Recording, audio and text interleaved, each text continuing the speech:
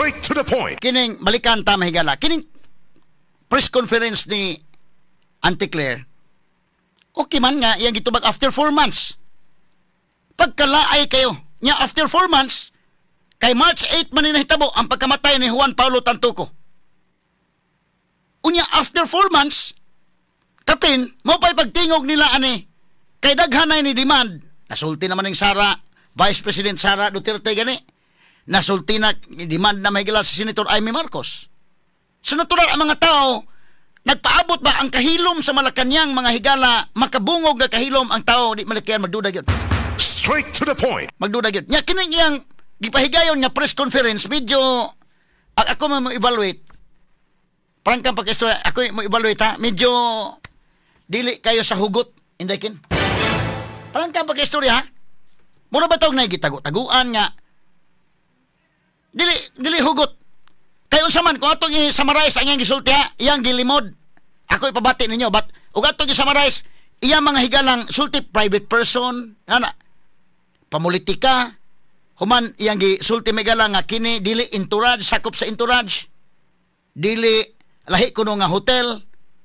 Unya ang kining maong police blotter nga nikatap mga higala usa ka tampered police blotter kana.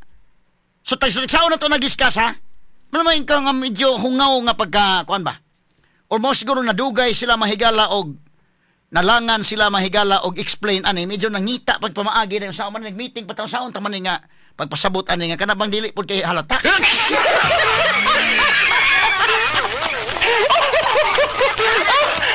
Ay nganong nagpa-mingaw man kayo, nganong man automatic mahigala pag nay nahitabo ana nganong di man ang timeliness sa paghatag og explanation.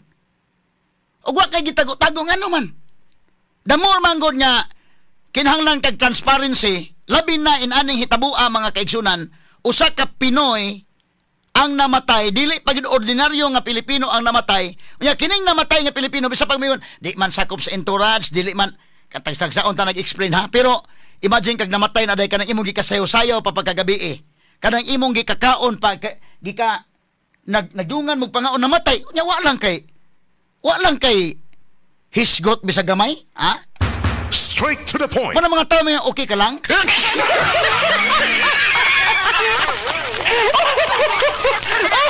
Naman niya akong tagsa-tagsaon. Ito i-explain o tagsa-tagsa lang. Para mahibaw na ito mahigala ba? Ano may yung medyo ipagkagamay. Kaya no, ang mga punto ha, tanawa mga punto. Balik na ito gamay mga kaigalaan ang mga punto ha. Be, ito ibalik ko gamay ko no, Nems. Sige, balik gamay. Niyang sulti. Kano? Sige. Nakakahiya ang kanilang mga ginagawa. Unang-una, si Mr. Paul Tantoco ay hindi po kasama sa official entourage. Sadong, rewind sadong. Sa may pagsugod yun na pagsugod. Beka itong Sige. Dahil yung mga pribadong tao na nagluluksa ay nadadamay sa pamumulitika. Ginagamit ng ibang mga obstructionist para masira ang First Lady, ang Pangulo, at ang administrasyon. Okay, cut sadong. Okay, freeze usa. Nato na padayon niya taon. Okay, unahon tani ang iyang punto nga ang pribadong tao na dadamay no? So private person, way lalis. Private person kini si Juan Paulo Tantuco, pero ang media ini mo pick up man gyud ang media ana. Nganong mo pick up man? Tungod kay si Juan Paulo Tantuco o sa Elements of News mga higala, naman ang Elements of News kung atong mahinumduman mahigala sa mga lecture nato sa journalism kanadto ang timeliness, naa diha mahigalang proximity, naa diha mahigalang prominence, no, na human interest, naa diha mahigalang oddity, naa diha mahigala ang daghan nga mga Elements of News. Pero kini siya maigo ni mahigala sa prominence in the kin. Public figure man eh. Si Tantuco, mga sukid di paminaw kay imagine ka, executive kini sa Rustans. So bisan pa ka naman kag private person man. Private person, ibalita gina nimo. So kinahanglan i-explain ninyo. Ngano man, private person pero prominent person siya, businessman at that. As that. Dili ordinaryo nga Pilipino, usa ka businessman og ang iyang asawa cabinet secretary. So prominent public figure. Bisa pa kay dili public official, ang iyang asawa public official man, dako man nga official, kay secretary man mahigala ni BBM. O kini si Tantuco mahigala public figure man. Mabalita gyud na. Ako exampulan mo ha. Labi na ang kamatayon mga higala, questionable kamatayon. Imagine kag 44 years old, namatay sa usa ka hotel, may pagpagsayo-sayo pagkagabi, may pamahigalang kaon-kaon pagkagabi, may pang pag-attend mga kaigsunan dito sa Manila International Film Festival nga promotion nila dito sa Hollywood. Unya namatay kalit, so dili ni natural death indikin. Kay dili man natural death, natural ang mga tao do nagay interest nga tanawon kini, balita ni, ha?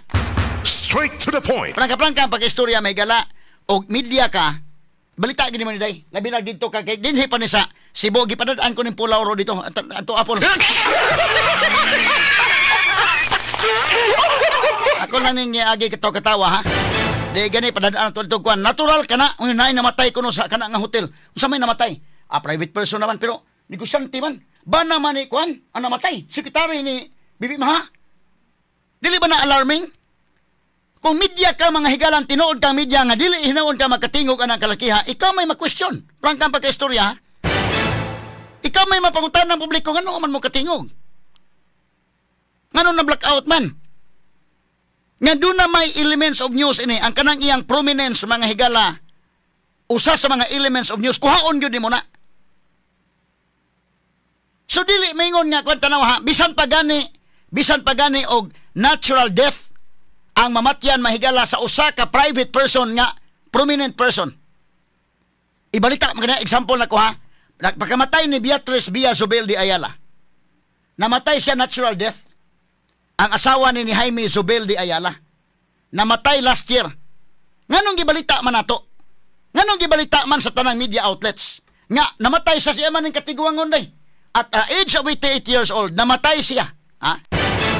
Unsay namatya natural death. Nganong gibalita man sa media? Tanan, ni carry man sa balita. Because, private person siya, pero prominent siya mga higala nga, labi na sa business world, mga sukintig paminaw. So, balita, numdo mo? Kana si Kuanon, kana si Gukongwe day, pagkamatay ni Gukongwe, nganong balita man, nga di man na sa public official. Pagkamatay sa asawang Gukongwe, kay pagkamatay ni Gukongwe ang Jan Gukongwe man no, ang asawa ni sunod. Nganong balita man? Balita because private persons but prominent sila mahigala kay mga businessmen kini. Straight to the point. Mausab ni si Tantuco. So medyo hungaw ba nga kanang dili kay kuan private person. Mura ba kitong naabitay tagu-taguan, mura na alanganin bitaw day. Dili ba hugot bitaw nga argument pa nga hugot nga mo na. Mura di pagkagamay nga politika man ni nya private person nakakahiya, matud pa niya mga higala ni Auntie Claire.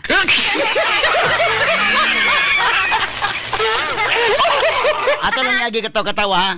Now, kung balita man gani kana kay tungod prominent bisan pag natural death ang gikamatyan, balita man gani, how much more kining 44 years old nga didto pa maayo pa mahigalang abtik pa ng pagkagabi may pangkaon-kaon uban sa First Lady, may pa mga higalang sayaw-sayaw, kanta-kanta uban sa First Lady, namatay pagkaugma. Of course, balita na. Ang labaw sa tanan, kay ang Il-Inyos man kung may nagkuanan agad, dili man na ato din nga kuan, kay dito pang RMN mga higala, unang mo report si Pulaw ro anak. Dili pwedeng ma-outscope ta na Pol, ha? Kinsa may nagbalita may gala, ang Hollywood LA News mo iniingon nga kini si Tantuco kabahin kini sa entourage ni First Lady Lisa Marcos. Straight to the point. Kabahin sa entourage. So kung kabahin sa entourage, i-explain ninyo ngano mo take man og 4 months. Una ma-explain, wa man lang i-deny, wa man lang mahigala mo confirm, wa tanan murag hilom pastirana. Straight to the point. Ngano inana man kahilom ang Malacañang niini mga sukintig paminaw until nga nigawas ning result nga namatyan yun ang Tantuco, ang namatyan yung Tantuco confirm overdose mahigala sa cocaine. Straight to the point. Prangka-prangka pagka-istorya ha, pagkadako ang balita. Dili, sus ginoo ko. No? So di ta pwedeng dadoon ana nga, yung private person, yung nakakuan ko no ana. Dili mahimo man news blackout na oy kay kana mga higala private person si Paulo Tantoco okay. Why supak? Dili siya public official. But ang question, is he a public figure? Straight to the point. Kay kung ang answer yes, he is a public figure din. Igo siya, mabalita siya. Straight to the point. Pariharan na kung ingon ba, panalitan no. Daghan man mahigalay niadto ka sa airport. Pag adto nimo sa airport, na may babae dito sa airport, kapila man na mahitabo na sapiti panalitan anang kuan. Hagdanan sa eroplano day. Sapiti na sa kamod. Balita ba na mga higala og kanang tawhana kanang babayhana wa gyud hiilhe, na wa gyud. Pero karon si Angel Locsin ron, nasapiti na kay nya na sukamod kay.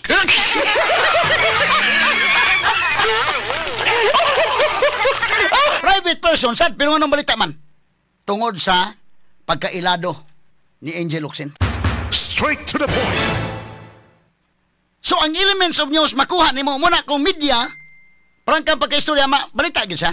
Di gyud pwede imong i-downplay nga man private person so hilom mura ba hinuon gibaatan ang mga mura ba hinuon gipatak-o ang media dai di ba pwede. Ibalita kay ganun balita man ni. So mo na yung unang punto may gala medyo magdudahin unta bang unsa may mura man og kana. I-explain og tarong. Pastilan mahigala. Beato tiwason to adong sunod nga punto. Move to the next point. Sige ko no. Sige, proceed. Audio. Administrasyon na ito. Nakakahiya ang kanilang mga ginagawa. Unang-una, si Mr. Paul Tantoco ay hindi po kasama sa official entourage. Okay, freeze. Yeah. Sige. Kini si Paulo Tantoco dili kasama sa official entourage. Ngano ni abot man og 4 months? Ngano ni abot man og 4 months kapin una i-deny nga si Tantoco dili kauban sa official entourage? Straight to the point. Karon, tugutan ta soy pag-uyon nga si Tantoco dili kauban sa official entourage. Ba't ang iyang asawa day? Ang iyang asawa nga sa Dina Arroyo Tantoco. Nga cabinet secretary mahigala BBM. Pwede man nga si Dina maoy official entourage kay secretary man siya mahigala ni BBM, cabinet secretary man siya, gipakuyog niya iyang bana. Pagpakuyog niya sa iyang bana, mahimo man na. Pwede man na nga gipakuyog ta to Amerika, kuyog. So na-appeal siya sa entourage. Dili lang sa official. Pakitami sa official kombi. Kini ni ang list ninyo. Kada bang pag-presente mo niya, hindi kasama sa official entourage. Di ang lista. Imong i-support. Why? Kanang kung yung entourage na, dili. Umantay sa anang may tag-entourage because ang first gani-report ang LA News, Los Angeles News. Mo'y niingon. So karon kung Los Angeles News may niingon, nga kauban sa entourage, sama akong basahon, no? According to Hollywood LA News, matud pa kuno sa Hollywood Los Angeles News, Tantoco was in the US as part of First Lady Lisa Aranita Marcos entourage.